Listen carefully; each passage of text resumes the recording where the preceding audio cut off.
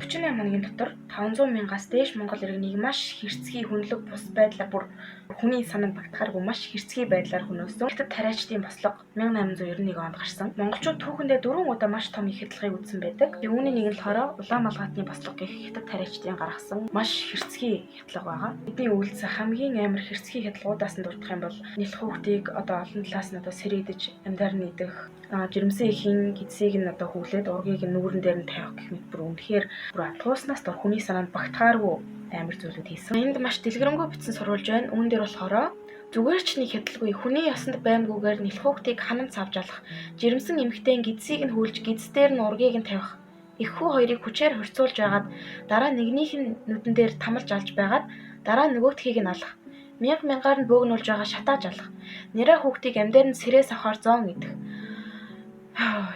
Алсан монгол хүний цусаар мантууд шингээж монгол хүнд хүчээр өгч идүүлэх гэж тоочвол цаашаа дэмий. Өндөр настан хүүхэд гэж юусаа ялгахгүйгээр бүх монголчуудыг одоо маш зэрлэг бүдүүлэг болохоор одоо цохиж, цавчиж, одоо тамалж алсан байна. Хятадууд болохоор энэ хядалгаа өөрсдийнхөө түүхэнд болохоор бослого гэж өөрсдөө өмөрөөд байдаг юм. Яаж ч утсан бүр зүгээр бослого биш байгаас энэ бол бүр аимшигтай хядлага. 1891 он гэхээр бидний өвөг, хилэнц, өвөө эмээ нар энэ үед одоо байсан байгаа.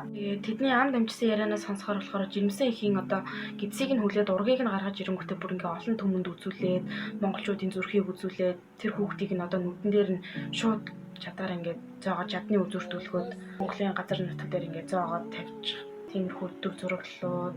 Тэгээ ингээ өөрсдийг нь эсрэг тэмцэх гэсэн одоо монгол ирчүүдийг барьж аваад модонд хүлээд олонний өмнө амьдаар нь махыг нь хэрчээд ярахлаад тэгэж амар монголчуудын зүрхийг хүүлж өөр амьтайг их бүхэл юмыг устгаад явжсэн. За тэгээ энэ хядлага гарснараа монголчуудад ямар үр дагавар гарсан бэ гэвэл Монгол нутагт хятадуудын одоо тосгон суурин ихээр байгуулагдаж эхэлсэн. Монголчуудын газар нутгийг бол дандаа ингээд тарианы талбай болгож ашиглаад энэ үеэс хятад тариачид монголчуудыг одоо ингээд хой зүг төрөх үйл ажиллагааныг ингээд эрчимжиж эхэлжсэн. Монгол үндэстний ихэнх хүн ам нь мэдээж ихээхэн хохирол хүртээд цагаан хэрэм дагуух одоо газар нутгаа алдсан байдаг юм. Нас барсан монголчуудыг оршуулах гэхэд толгой байсан боловч бие байгаагүй. Би толгой байсан ч мөчс үгүй гих зэрэг аимшигтай дүр зураг үлдсэн гэдэг. Энэ бослого нь бол одоо Монголын түүхэнд идэгшгүй шарх болж үлдсэн. Тэгээд энэ түүхийг ер нь Монгол цустай хүн болгон мэдж явах хэрэгтэй гэж боддог. За тэгээ бид энэ түүхээ мэдхэд илүүдэхгүй учраас саяны түүхийг ярьж өглөө. Үзсэнд баярлалаа.